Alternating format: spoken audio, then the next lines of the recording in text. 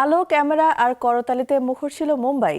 মারাঠি সিনেমার সেরা কাজগুলোকে সম্মান জানাতে বসেছিল ফিল্মফেয়ারের আসর। একাই 6টি পুরস্কার জিতে বাজিমাত করেছে একটি সিনেমা। এছাড়া কারা জিতলেন মর্যাদার ব্ল্যাক লেডি, বিস্তারিত জেনে নিব প্রতিবেদন থেকে। মুম্বাইয়ের সাহারা স্টার হোটেলে জমকালো আয়োজনে অনুষ্ঠিত হয়ে গেল ফিল্মফেয়ার অ্যাওয়ার্ডস মারাঠি 2026। মারাঠি চলচ্চিত্রের গত এক বছরে সেরা অভিনয়, নির্মাণ শৈলী, গল্প বলার ধরন এবং কারিগরি দক্ষতাকে সম্মান জানাতেই এই আয়োজন করা হয়। চলচ্চিত্র জগতের অভিনেতা, নির্মাতা, সঙ্গীত শিল্পী ও কলাকুশলীদের উপস্থিতিতে মুখর হয়ে ওঠে পুরস্কার বিতরণী অনুষ্ঠান।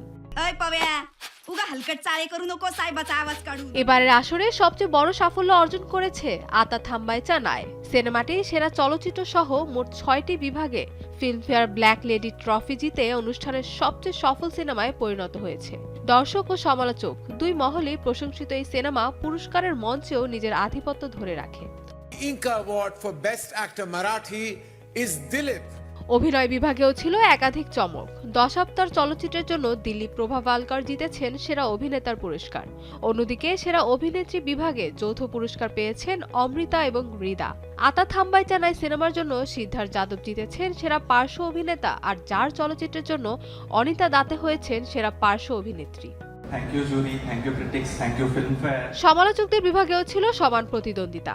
ভূষণ মনোজ এবং তারানাথ খিরাতকর যৌথভাবে জিতেছেন সমালোচকদের সেরা অভিনেতার পুরস্কার। একই বিভাগে নন্দিনী চিকাটে পেয়েছেন সেরা অভিনেত্রীর সম্মান।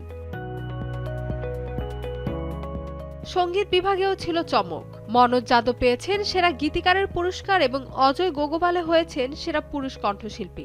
অন্যদিকে নেহা যোশী ও দেশ পান্ডে যৌথভাবে জিতেছেন সেরা নারী কণ্ঠশিল্পীর পুরস্কার।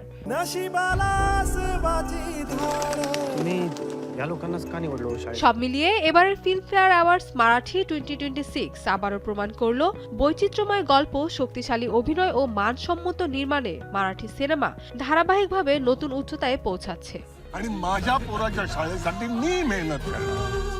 Mahbuba Mustarin, showbiz tonight.